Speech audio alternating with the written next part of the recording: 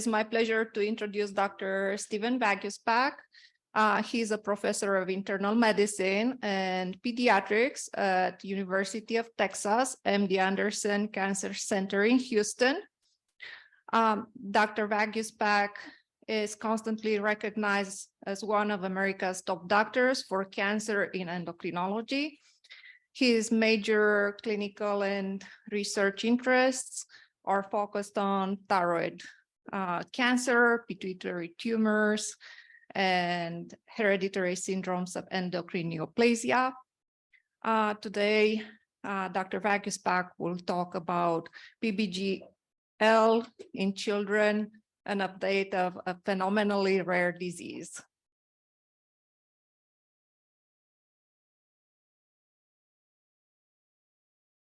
All right. Well, thank you, Monica, and thank you all for being here. And let's see if I can try to keep this lively so we don't get that post-prandial slump that we are probably all experiencing right now.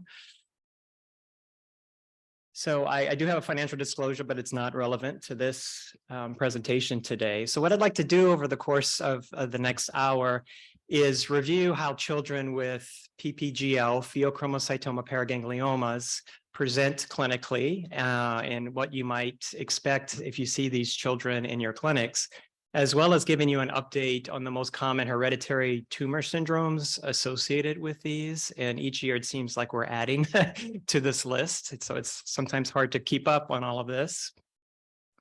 I'd like to just briefly, particularly for Heidi Shea, highlight differences between adults and children who present with pheochromocytoma or paraganglioma, just to kind of show you the little bit of difference that we see there. And you'll understand why once we talk more about the genetics.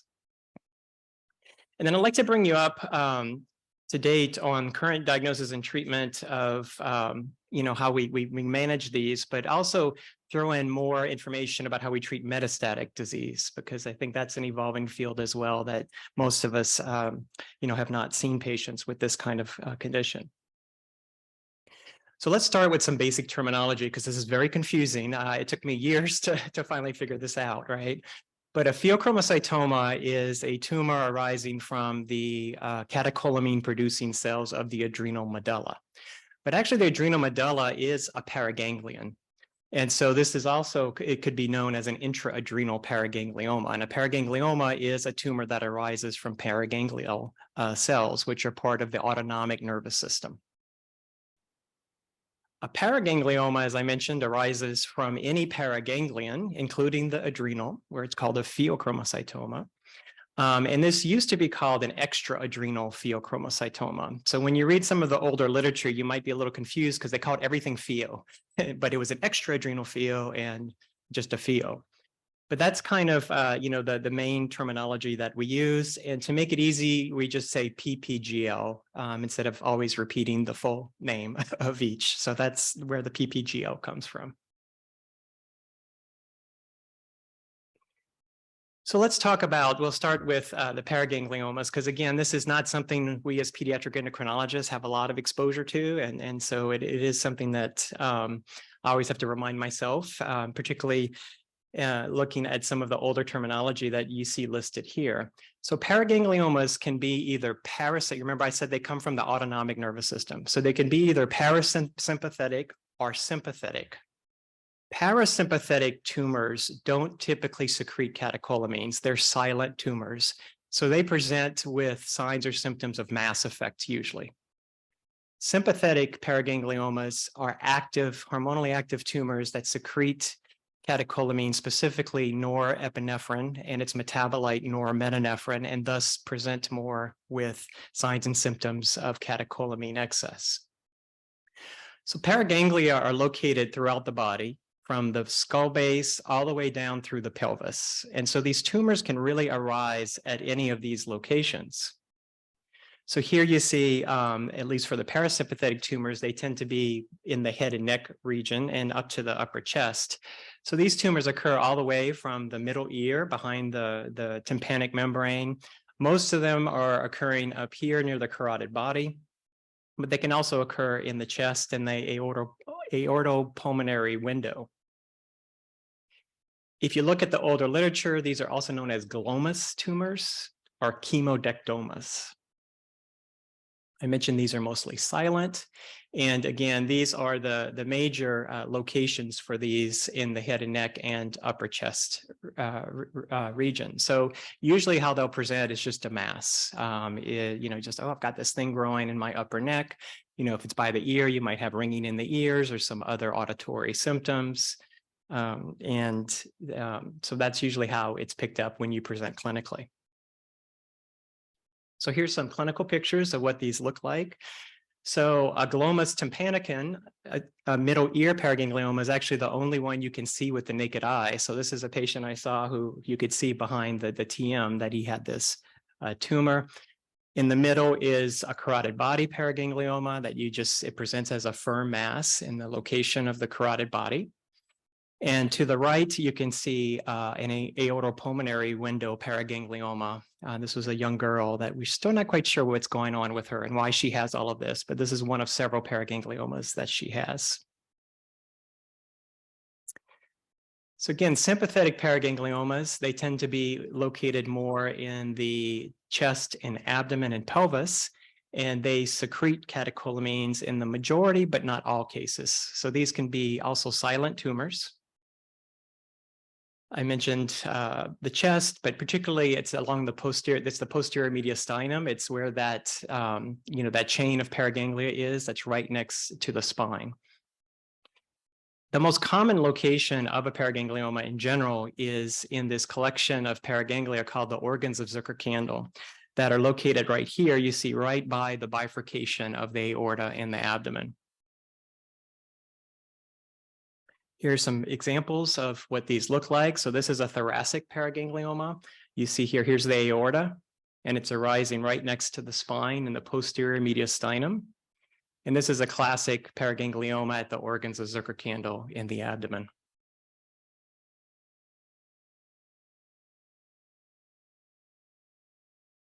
So of the sympathetic tumors, which include the sympathetic paragangliomas as well as pheochromocytomas, there's different phenotypes that exist. So let's break this down a little bit more. And I'm going to start just with reminding all of us, right, catecholamine synthesis, because this is not something you think about every day. So remember that tyrosine is an amino acid that's the building block of all catecholamines. And then that's through enzymatic conversion becomes dopamine, which then gets converted to norepinephrine, and then finally epinephrine. And then these catecholamines, so these are collectively known as catecholamines. These catecholamines are then broken down by the body into their byproducts, which are known as metanephrines. Okay, so norepinephrine becomes normetanephrine, epinephrine becomes metanephrine, and further breakdown leads to VMA, which I'll just mention once because this is really not used anymore clinically, at least in our area. They still will check this for children with neuroblastoma, but at least on the endocrine side, we don't check VMA levels. And then dopamine primarily gets converted to this product called 3-methoxytyramine, which then further gets converted to HVA. So again, that's another breakdown product that is used in oncology, but not in endocrinology. So we have adrenergic tumors. So again, we have the sympathetic tumors. And then of those, we have adrenergic tumors. And adrenergic tumors are those that secrete both norepi and epi. And these are usually pheochromocytomas. They're in the adrenal. We don't see adrenergic paragangliomas. Noradrenergic tumors secrete only norepinephrine and normetanephrine.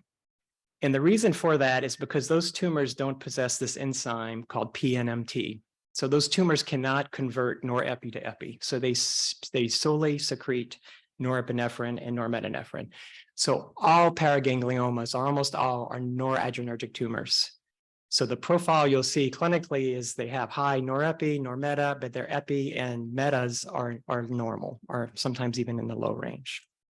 And then finally, we have the rarest of the beasts, which is a dopaminergic tumor. So there can be tumors, these would be paragangliomas, that secrete purely dopamine and its metabolite 3-methoxytyramine.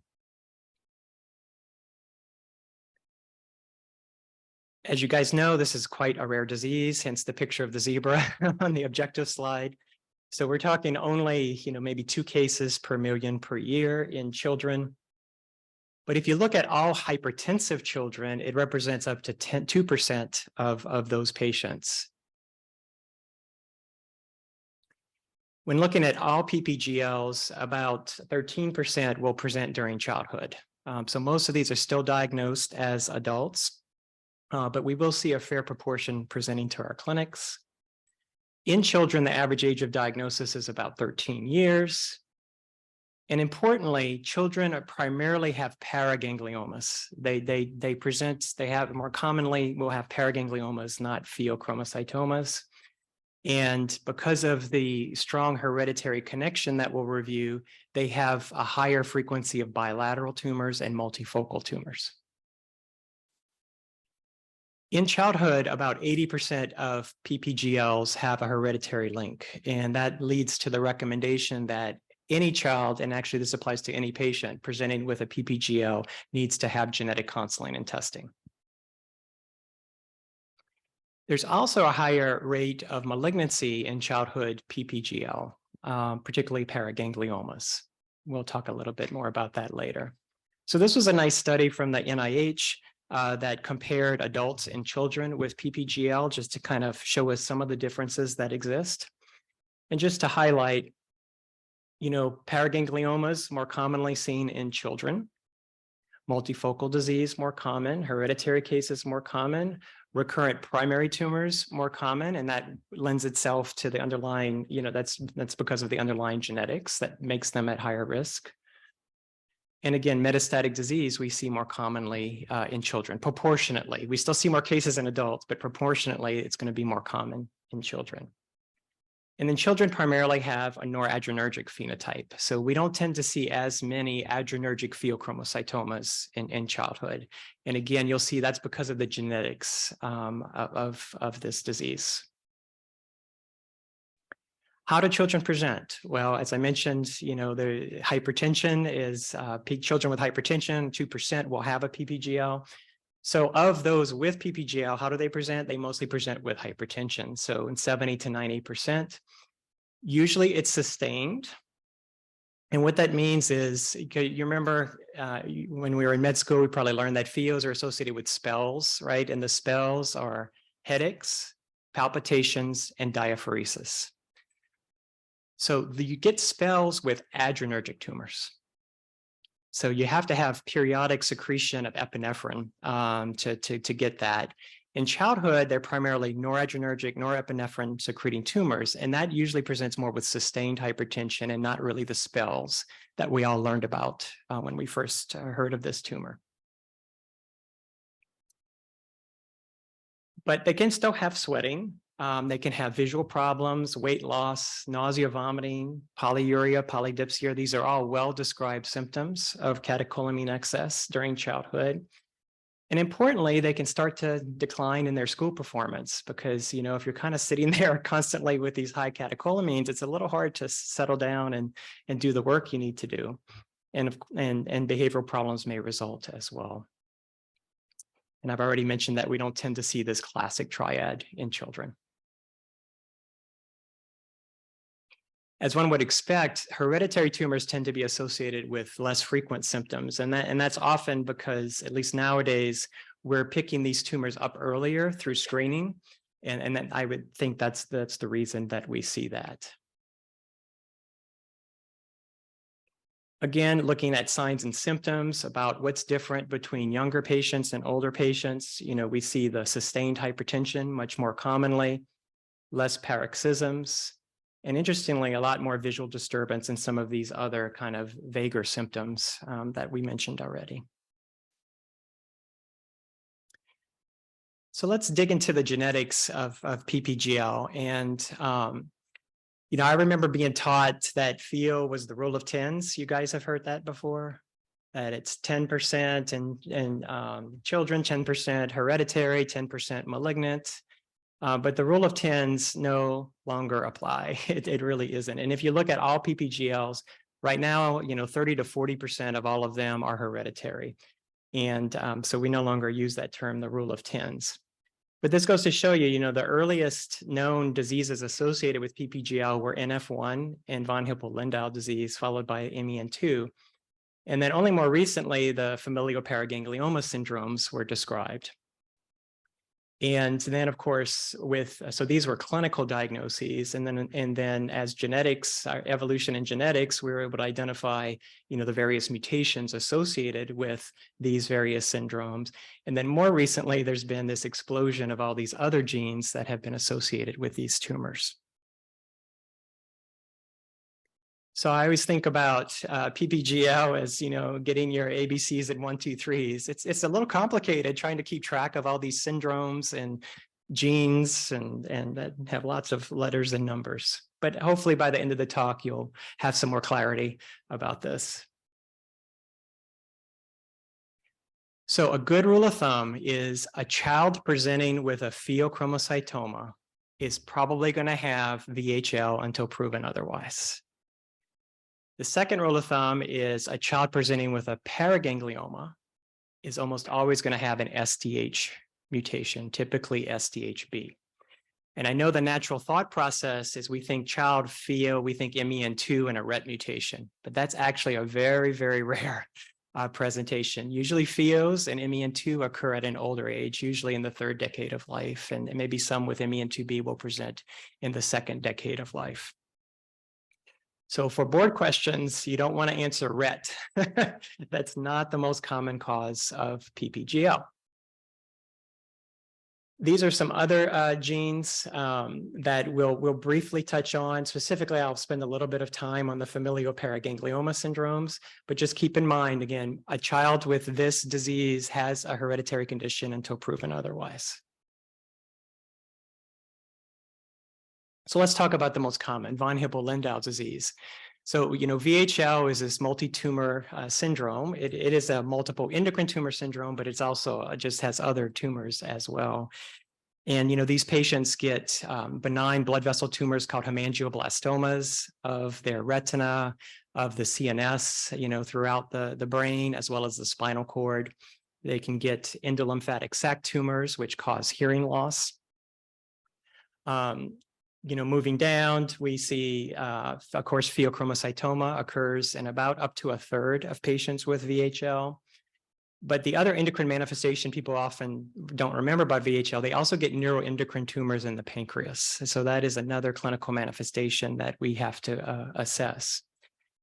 The main things that cause a lot of grief is actually renal cell carcinoma. So these patients can get RCC, and if it metastasizes, then it becomes an incurable cancer.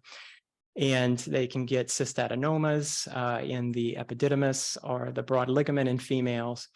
And then most recently, this is not yet fully fleshed out yet, but we've seen now several young women who get ovarian sex steroid tumors. So they have VHL and they present with androgen excess. And are found to have these very rare tumors called sex steroid tumors. So I think that we haven't yet published this, hopefully soon, but I think that will be another endocrine manifestation we have to keep in mind, such that when I see a woman or an adolescent with VHL, I always ask about her menstrual cycles. And if they're irregular, then I at least think about checking a testosterone, because most of these will secrete testosterone. Let's spend a few minutes on these, because I think these are the most confounding for endocrinologists, because this has not historically been something we deal with, but these are the hereditary paraganglioma syndromes.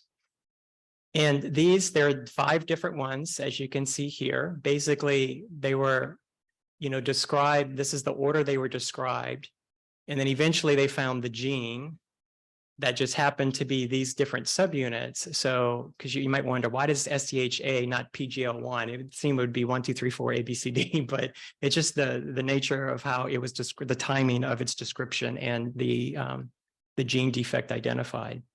But all of these are involved with the electron transport chain in the mitochondria. And so you can see there's these 4 SDH subunits that interact with SDHAF2. So any of these 5 can get mutations that lead to an increased risk of paraganglioma and pheochromocytoma development.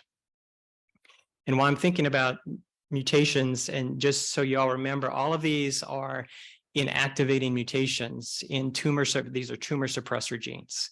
So all of these pretty much follow the rule like MEN1, where you inherit an abnormal gene from a parent, and then there's some other second somatic hit that knocks out the normal allele in the tissue, and that's what leads to the development of the tumor. So these are all autosomal dominant inactivating mutations. Okay, how many of you guys know Dave and Buster's? Yeah, we've all been there, right? Okay. So this is a little way I try to remember the difference in the two major familial paraganglioma syndromes. And the way I remember that is I think Dave Buster's, Dave and Buster's. And we can come up with a little bit of, using these letters to try to remember that. So Dave, I had a hard time with this one. I called it the dome of the body. It's head, and that's why I do this. Dave is head and neck. So SDHD mutations are associated primarily with head and neck tumors. Now, interestingly, this has a parent of origin effect. It used to be called imprinting. That term's not used anymore. But you only get a clinical manifestation if you inherit it from your father. So if you get an SDHD mutation from your mother, you are unlikely to ever have a tumor. But if you're a male and you have children, then your children are at risk for getting a tumor. So this is one of those that looks like it skips generations or has decreased penetrance. And then D is for dull. These are non-secretory, metastases are rare, so they don't really cause a lot of problems, but they can if they get very big. They can be quite difficult to treat. Now, on the other hand, the B side, the Busters, think of belly. These are going to be in your abdomen and pelvis. They're bad. There's a high rate of metastases with these, about 50% with SDHB mutations. And I'll call them boisterous. They're secretory. They bring a lot of life to the party in terms of hormonal secretion. So hopefully that's an easy way you can try to remember at least those two major ones. The others, particularly C and A, are so rare, I don't think we have yet quite a good understanding of those. Now, similar to VHL, paragangliomas are not the only tumor associated with an SDHX mutation, and that just means it's one of the subunits. So instead of saying ABCD, you just say SDHX. It implies one of those subunits. So, and some of these fall into our category. So there is an association with pituitary tumors with an SDH mutation. We already mentioned that the paragangliomas, the pheochromocytomas, renal cell carcinoma can also occur. So kind of similar to VHL in that regard. And then this rare, tumor called a gastrointestinal stromal tumor. Now, again, the literature can be confusing. So there is this Carney-Stratakis dyad or syndrome, and that's basically a GIST plus a PPGL. But these are all pretty much SDH mutated patients. So I don't like eponyms so much. I think, the name should be driven by the gene. So I tend not to use this because basically it's just you have familial paraganglioma syndrome, and you just happen to have a GIST and a pheo or paraganglioma. And then, the NIH group also has called this 3PAs syndrome. That's basically paraganglioma plus pituitary adenoma. So just want you to be aware of those because it could be confusing when you read papers in the literature. Now, one thing that is still used eponymously is the Carney triad. And, Carney, if you guys don't know, is a very famous pathologist at the Mayo Clinic who first described, the Carney complex and, of course, Carney triad, and he's part of the Stratakis, the Carney-Stratakis dyad. But this is a very fascinating syndrome. I think I've only seen 3 or 4 patients with this, but it's a triad of paraganglioma, as you can see here in a patient who had, an AP window paraganglioma. So they have paraganglioma, but interestingly, they have these unusual lung lesions called pulmonary chondromas that show up as these calcified, masses in the chest. And then they also get gastrointestinal stromal tumor. This is a pretty significant one here. You can see, this tumor arising from the stomach. So that's called the Carney triad, not to be confused with the Carney complex. And also in the syndrome have been described adrenal cortical tumors and leiomyomas of the esophagus. So these are almost always young women. It's not really hereditary. So this is not passed on from generation to generation. And what's been found so far molecularly is that there's a hypermethylation of the promoter of SDHC. So this is related to the SDHC, but not a mutation in the same vein as the paraganglioma syndromes, although about 10% have been reported to have these mutations. So in children, SDH, VHL are the two most common, hereditary syndromes that you will see. And it's interesting because they share a very common kind of molecular background, or they share a common background at the tissue level. As I mentioned, the SDH is involved in electron transport and energy production. And VHL is basically results in the tissues. Well, let me step back and just say both of these, the end result is that the tissue thinks it's not getting enough oxygen. So this is called a condition of pseudohypoxia. So the tissues think they're starving for oxygen, but they really aren't. It's just the nature of these mutations that lead to this. So it's that lack of oxygen, or that sense of lack of oxygen, that actually leads to the development of these tumors. So they have a very common background in terms of this. Okay, and we'll circle back to that again later. But let's talk about red mutations in MEN2, because again, that's people's first inclination to think of this as the most common syndrome. I won't belabor these because I think you guys know them well. But we have MEN2A, that's usually due to mutations in this extracellular part of the RET receptor. And pheochromocytomas occurring up to 50%, depending on the underlying mutation. So some RET mutations actually don't have a significantly heightened risk of pheochromocytoma. Now, MEN2B is the more severe clinical manifestation of a RET mutation. This is almost always caused by a single mutation in codon 918 that's actually located in the intracellular tyrosine kinase domain. So it basically constitutively activates this tyrosine kinase signaling, which is why it's worse. And pheochromocytoma occurs in about 50%. So of all the MEN2's patients, the MEN2Bs are the highest risk for getting a pheochromocytoma, followed by 634s, which is the classic MEN2A genotype. Let's briefly mention NF1. You guys know NF1 very well, but they are also at risk for getting pheochromocytomas primarily. But we don't routinely prospectively monitor them. But if you see an NF1 patient who has hypertension, then it's important to think, could this be related to a catecholamine secreting tumor? And partly, at least for us in pediatric side, it's because usually these pheos occur in older adults, 30, 40-year-olds. So we don't tend to see this diagnosis during childhood. MEN1 is another syndrome that has been associated with pheos, extraordinarily rare, but there have been cases. So same kind of concept. If you have hypertension, it's something to think about. But the difference with MEN1 is, remember, we're regularly screening their abdomens to look for pancreatic neuroendocrine tumors. So you would tend to see an adrenal mass, as it's developing. And of course, if you see that, we should also rule out pheochromocytoma. And these are the other genes that have been implicated in hereditary PPGL. And just to point out a couple of interesting points.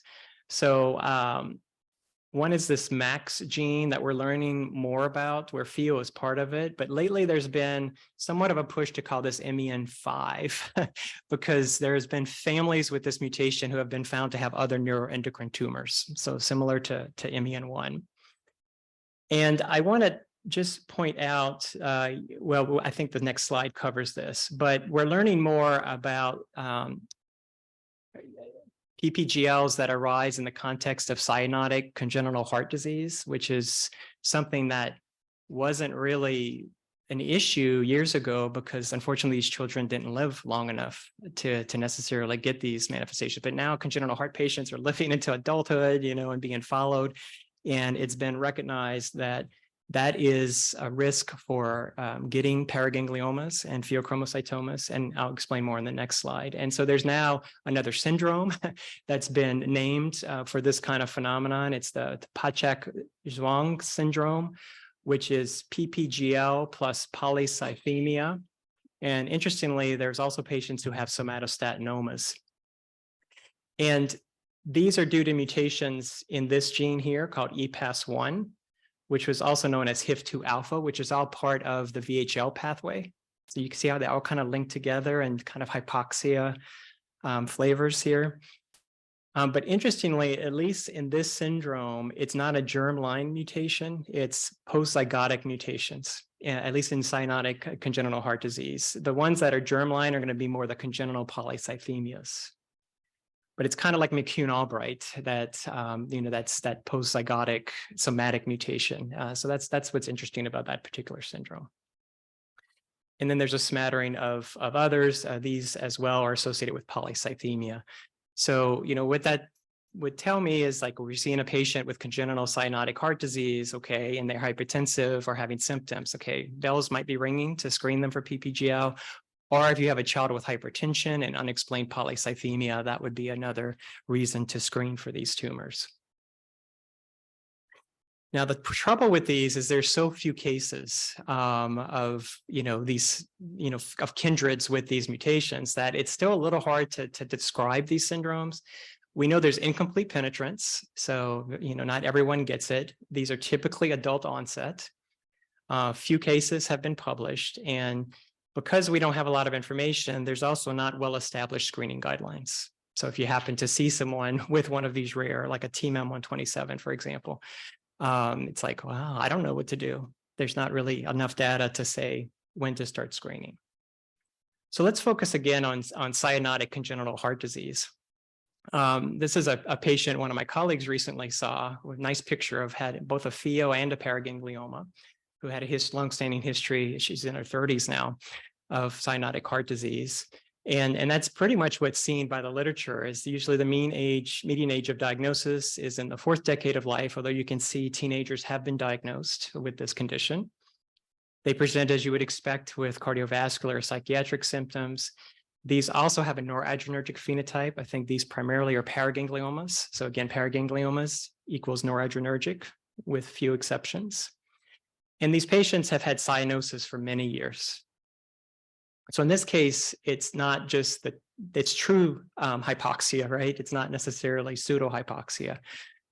So hopefully you can see the theme of, at least in children and some of these hereditary syndromes, that it's really driven by the actual oxygen levels or the tissue's sense of there not being normal oxygen levels that lends to these tumors. And EPAS mutations, the HIF2 alpha, those were found in 80% of those with congenital cyanotic heart disease. So I mentioned before that with the SDHD, right, the Dave part, that there's a parent of origin effect, and this is kind of what that looks like. This is a pedigree of one of our families, where you only get the disease, as you can see here, when you inherit it from your father. But here you can see this woman had a lot of children, but none of them had clinical manifestations, yet they then had children who did. So we see that with SDHD, with this very rare gene here, and then also possibly MAX, although we're still learning a lot more about that gene. So VHL and the SDHs kind of cluster together. So they're officially considered, they're called cluster 1. So you can kind of separate these tumors into those driven by pseudohypoxia or those driven to abnormalities in tyrosine kinase signaling. So VHL and SDH are noradrenergic and they're in cluster 1. Whereas the other major syndromes we think about, the MEN2, NF1, sporadic tumors, they're adrenergic and they're in cluster 2. So they're working through a different signaling. The etiology is through tyrosine kinase signaling. As I mentioned earlier, it's all due to a difference in expression of this enzyme called PNMT. So one thing we'll be faced, in our clinics is you have a child who's known to have one of these hereditary predisposing syndromes, and like, what do we do, right? How do we screen for these tumors? So this is currently what the recommendations are. I think these are ever evolving. And the important thing to remember is most of these have been developed based on expert opinion and not really a really strict evaluation of the evidence in the literature. So you have to keep it a little bit in mind, that with a grain of salt, that these are not set in stone, but more a thought process. And the problem with this, and I can give a whole nother lecture on screening, but the problem is that historically screening for a hereditary tumor has been set at the youngest age that anyone has ever presented with that tumor. So if you have, so let's look at SDHB. So there's been a 5-year-old in the world who had a paraganglioma. So because of that, oh, we should screen everyone below age 5.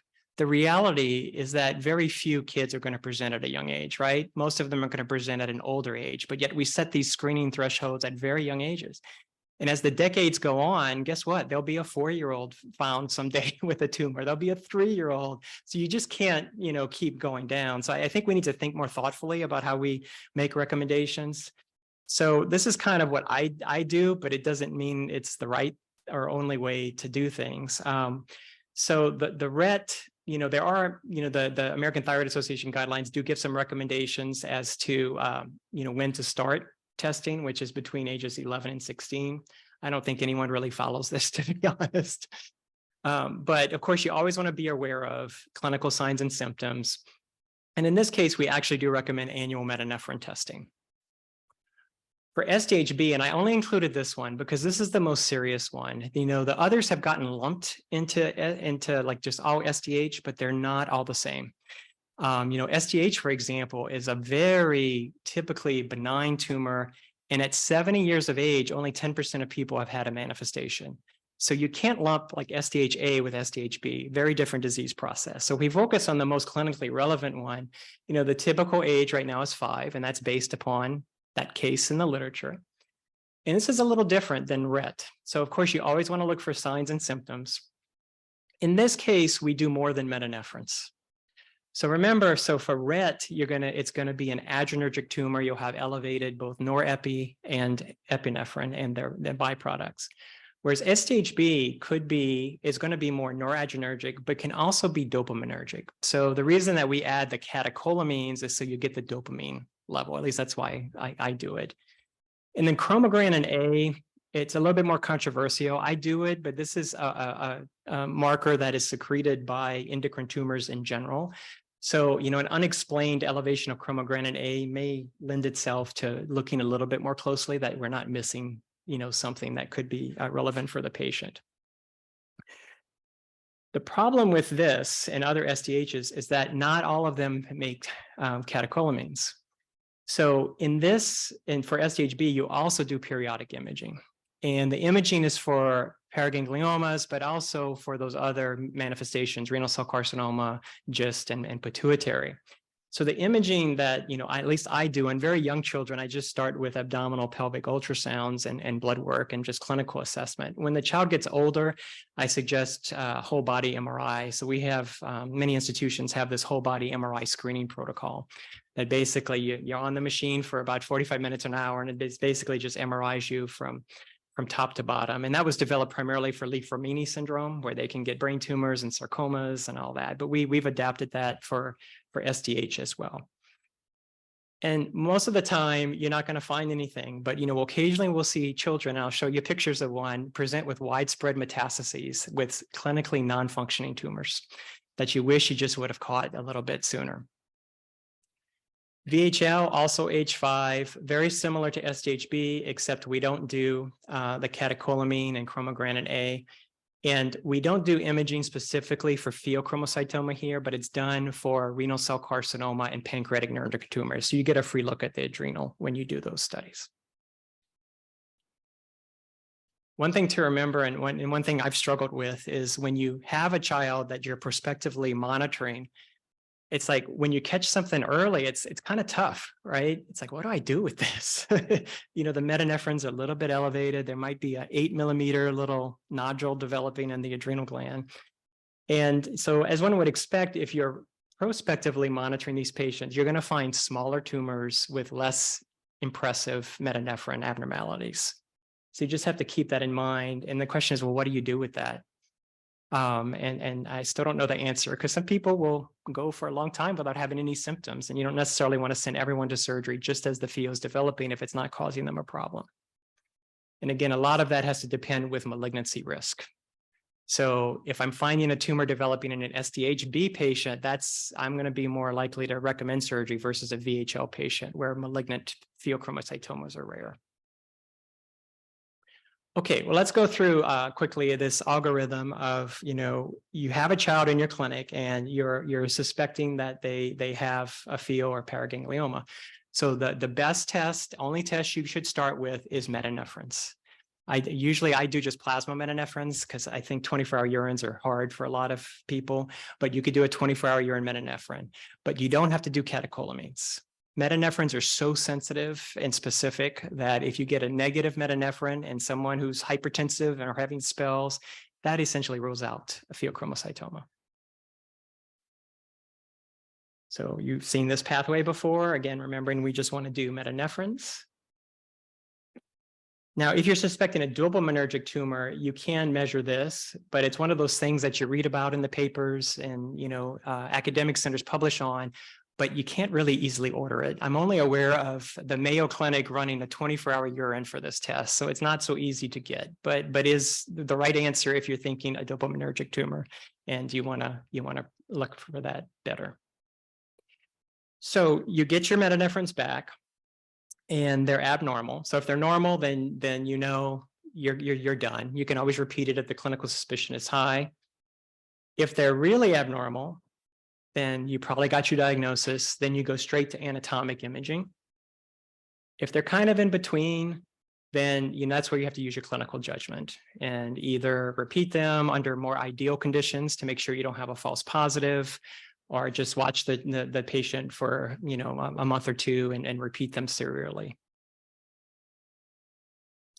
So imaging, usually if I had my choice, I would go straight to a CT, a contrast enhanced CT that looks at the at the abdomen and pelvis. So you want to cover the adrenals all the way down through the pelvis. So on CT, PHEOs are these very vascular tumors. They look very classic in most cases. And they enhance very significantly after IV contrast. You can also do MRI. And on MRI, classically, they are bright on T2 weighted images. So that's kind of like one of the hallmarks of a pheochromocytoma or paraganglioma on MRI. They can also have cysts. They can also be hemorrhagic. They can be big. They can be small. So they have lots of different looks to them. So that would be the first thing. High metanephrines, high clinical suspicion, high pretest probability, go straight to CT, my preference, with contrast, or MRI if that's your institutional preference. So after that, then the question is, so say you see a mass, do you have to get functional imaging in everyone? So functional imaging is the MIBG scan or a dotatate PET. These are studies that kind of prove that this is a catecholamine secreting tumor. And no, you don't. But one thing I want you guys not to do is if you think there's a PHEO, to go straight to an MIBG scan.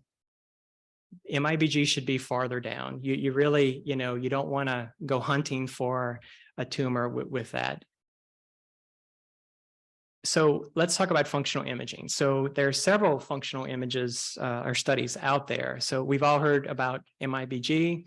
You could also do octreotide scans, which really are no longer being used because those have been replaced by various PET agents that also bind to the somatostatin receptor. So FDG PET is a functional imaging. What we primarily use is what are called dotatate PETs that are either bound with gallium-68 or copper-64 is one of the newer ones out there. And then there's F-DOPA PETs as well that, Paul can teach me about because we don't have access to them. Those are not available at every institution, but, may have some value. Certain genetic syndromes may be more likely to be caught on a dopa PET versus a dotatate PET, for example. But I think in run-of-the-mill clinical practice, we get by with a dotatate PET and MIBG. And this, is just showing kind of the different receptors and how these work for the PPGL cell.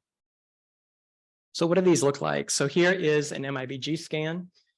And, most of the times, kind of like radioactive iodine, there's an I-123 version and an I-131 version. So the scanning one tends to be the I-123 MIBG.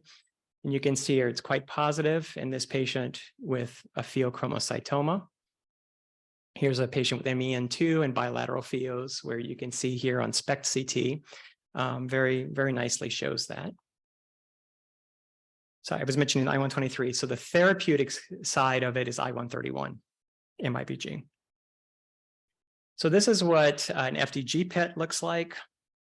You can see here paragangliomas and pheochromocytomas tend to be quite positive on PET. This is a patient with metastases, or no, these are primary tumors, I'm sorry. And this is what a PET CT, dotatate PET CT looks like. So I really find these to be beautiful studies, much better than MIBG scans if you're trying to look for evidence of metastases. So we're at the point now where we've gotten our functional imaging. When do I do functional imaging? Well, I do it in most kids, to be honest, because they're likely to have a hereditary syndrome. If they purely have VHL, I don't probably do it as much, because those are most likely to be pheochromocytomas, not paragangliomas. But stage B, I definitely do it to look for multifocal disease. And in someone presenting with a big tumor, we do it to look for metastases, because that might change your thought process of how you manage the patient. And they're so sensitive at picking up just tiny little bone metastases sometimes. So once you get through all that, then, again, you need to think about genetic testing and counseling.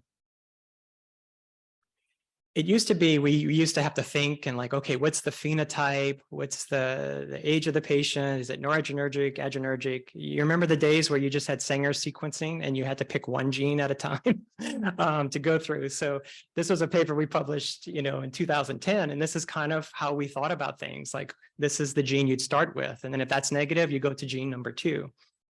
But as you guys all know, this has all been now, it's all next generation sequencing. So it's easy now. You just one test, there's PPGL panels that include, these major genes. And just so you guys know, because I only learned this not so long ago, is when you order an NGS panel, say you send it to Invitae or Ambry or something, your genetic counselor, you write the genes you want tested. But because it's SNGS sequencing, they test all the genes. So you can always circle back and add genes later. There's a certain time period, but say, oh, we meant to check this. You can always circle back. It's just a matter of them disclosing those results. They don't have to run the test again. It's already there. It's just they don't disclose any results that you haven't ordered specifically. Okay, I don't want to spend a lot of time on this because it's, nothing has changed with medical management, but in general, if you have like a kid with a pheochromocytoma who's hypertensive particularly, we tend to start first alpha blockers, and then we'll add beta blockers, particularly if they get tachycardic once starting the alpha blockade. And there's all these considerations. Again, these are so unusual. This has not been my experience of seeing a lot of these kids. Yes, some can be really sick, but usually the kids are okay. They're adults are more likely, for example, to get this Takotsubo cardiomyopathy due to high catecholamine excess. But basically, you start them on a medicine and you keep titrating up the medicine, to get their blood pressures at least normal for their height and age, ideally a little bit minimally orthostatic before surgery. And then preoperatively, we usually just do oral salt loading, where you just have them go crazy with the potato chips and the pickles and whatever else, and because you want to build up your intravascular volume, and that's why you do that. And then, of course, you need to have a good team set up to remove these tumors. And it's interesting, I just recently saw a presentation in adults where, people are questioning now, do you really need to prepare these patients so stringently for pheochromocytoma resection? Because in the end of the day, it's really about the anesthesia team. And so, I'm blessed where we are. We have anesthesiologists who don't bat an eye at removing huge Goomba tumors. And so they're there with their antihypertensive drip. And then when the tumor's out, they're there with their, epi drip or norepi drip. And so really, if the anesthesiologist is comfortable managing this, the pre-op stuff doesn't make as much difference, but you still want to make sure they're adequately blocked. But I think the reality in today's world, it's not like 30, 40 years ago where you'd see these case reports of people dying on, I think we're more advanced now. But anyway, officially, you're supposed to use alpha and beta blockade. Some people even arguing you can just use calcium channel blockers and don't have to do alpha and beta blockers. So that's kind of evolving a little bit, primarily on the adult side. So surgery, for PHEOs, if they're really big, then there's more of a concern. It could be a malignant tumor. So we usually consider PHEOs over 5 centimeters to be on the bigger side. So we would tend to favor open surgeries. But for most of our situation, which will be VHL patients with pheochromocytoma, we now do this posterior retroperitoneal laparoscopy. You see the patient is kind of, laid down over the table in a position, I hope, a little vulnerable there. But that's how they insufflate the retroperitoneum. And, they remove it through the back, and the recovery is incredibly fast. Patients usually just stay one night in the hospital after this type of procedure. So this has become the treatment of choice for patients with hereditary, most patients actually, not just hereditary, with small pheochromocytomas. In all of the hereditary cases, we also have to add another level. So there's a surgical approach, but also how much of the adrenal do you remove? Because these patients are at risk for getting PHEOs on both sides, and you don't necessarily want to burn bridges if they're going to get a PHEO on the contralateral side. So we always first try a cortical sparing approach. If it's feasible, we just remove, the tumor, but leave normal cortex behind so that still functions normally. So then if they get a PHEO on the other side that you can't do cortical sparing, you have to remove the whole side, you still can depend on what's left. Now, of course, there's a higher recurrence rate if you do a cortical sparing, but I think the trade-off is that you don't have to be dependent on steroids the rest of your lives. And so I think most people are willing to accept that. And this is, again, for the pheochromocytomas that don't have malignant potential, right? If we're concerned about cancer, we want the whole thing gone. So this is more for VHL and MEN2. One thing to remember is that lifelong follow-up is required. You've seen this picture before, but this is a patient who had a paraganglioma at age 15. I met her at age 31 when she had refractory hypertension when she was pregnant. And long story short, she had a metastatic lymph node. I'm still surprised she was so hypertensive with this.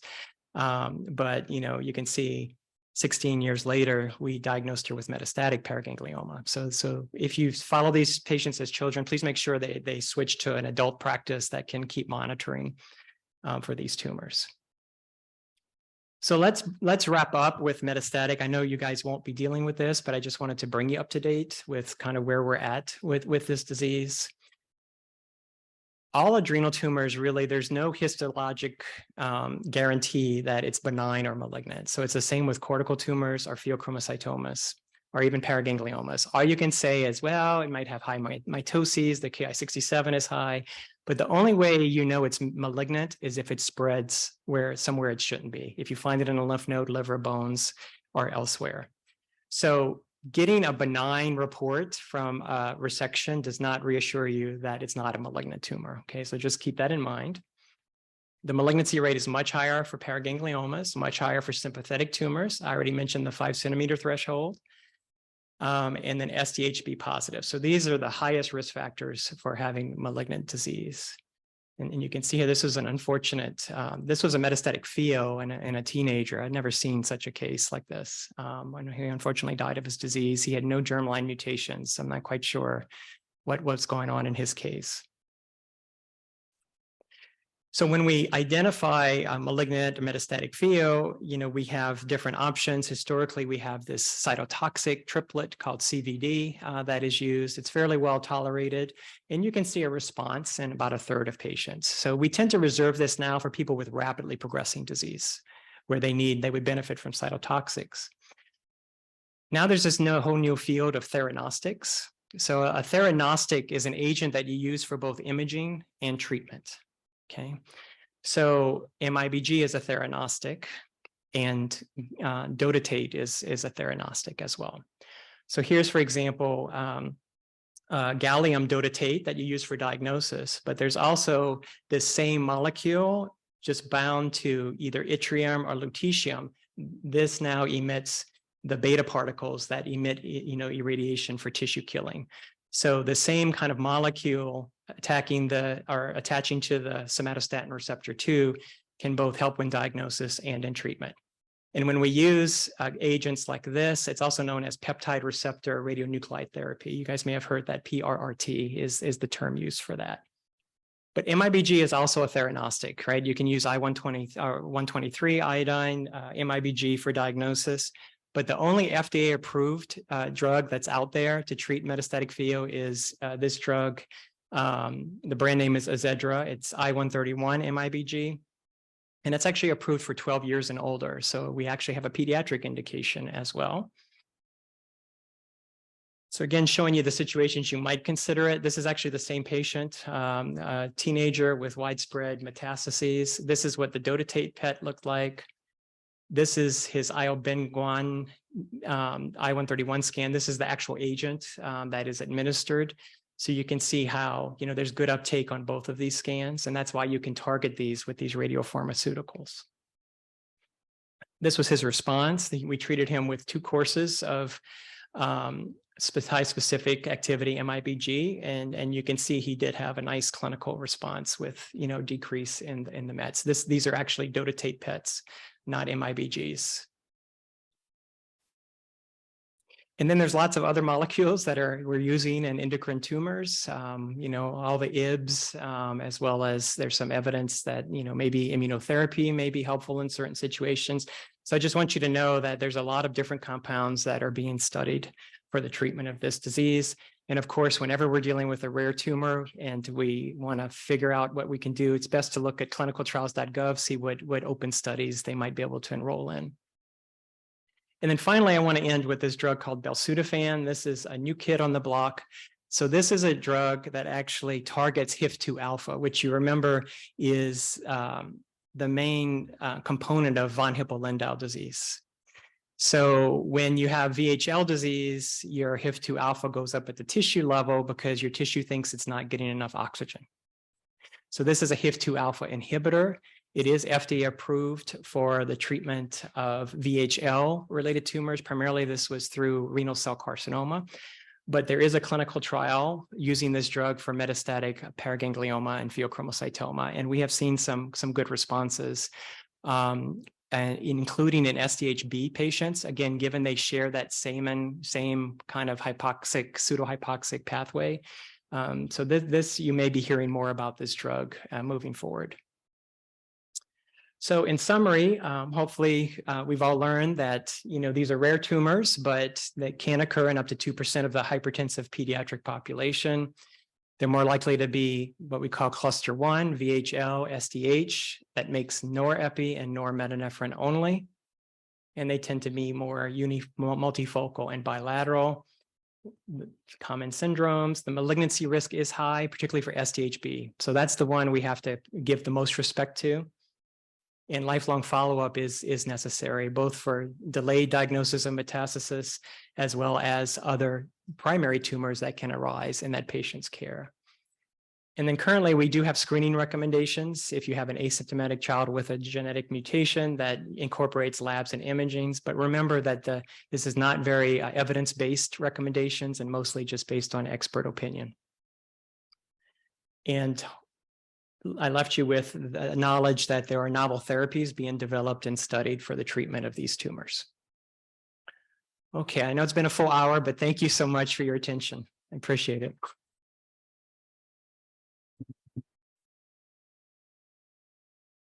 Thank you for a great talk. Do we have any questions in the audience?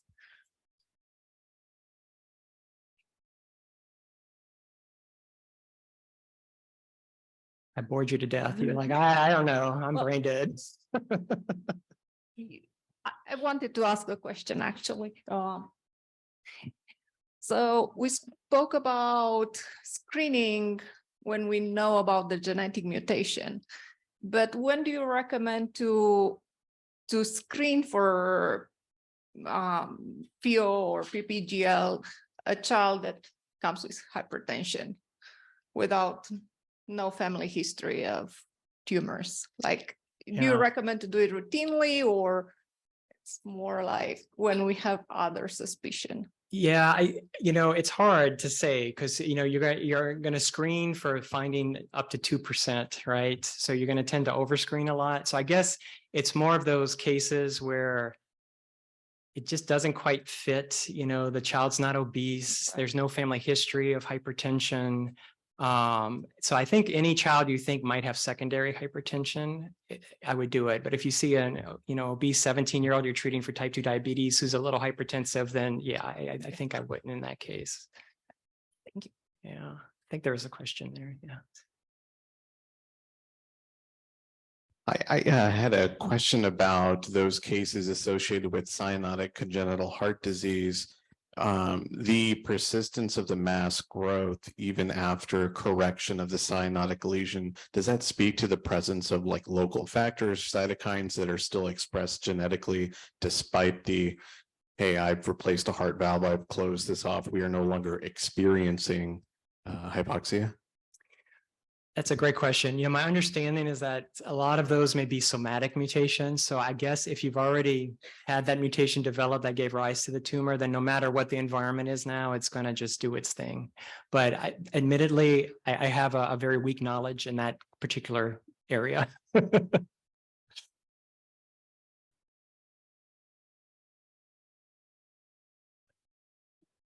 Steve, thanks for that presentation. Is there any research on preventing tumors in genetically predisposed subjects? Not that I'm aware of.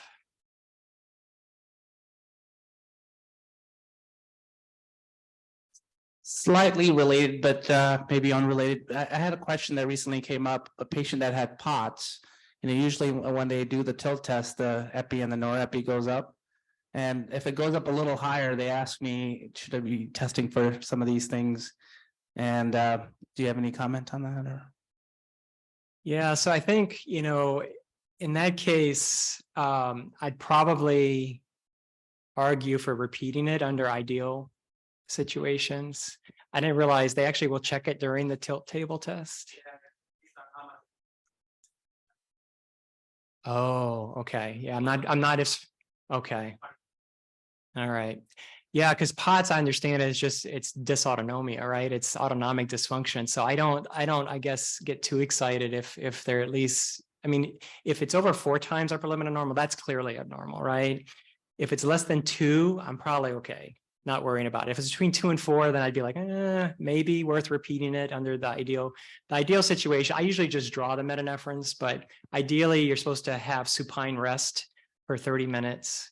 If you really want to go crazy, you place an IV, then have them rest, and then draw it from the IV. But usually I just draw it randomly, because if it's negative, then you got your answer. But if it's positive, then you have to repeat it. But I guess that's how I would think about that situation. Those are tough. Those POTS cases are tough because, yeah. We're kind of running out of time. Yes. If there are any questions in the chat.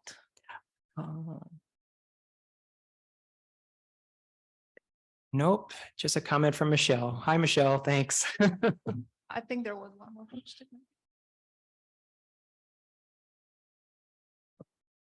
This is a little bit of a workup type question. You may recall I had curbsided you maybe a year or 2 ago about a patient with MEN2B. So, genetics proven, family history. And the patient sort of got lost to follow-up, but came back and saw one of the nurse practitioners and was normotensive, but his plasma metanephrines were elevated.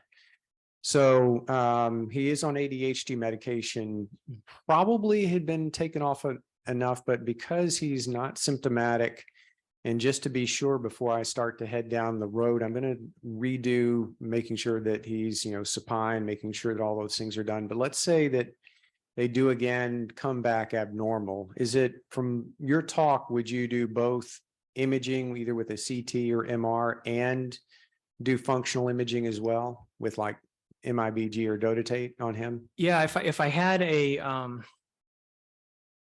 a strong clinical suspicion, then I guess it's not unreasonable to just image the abdomen and pelvis because almost all the tumors are going to be there. And if that comes back negative, then I wouldn't necessarily pursue functional imaging.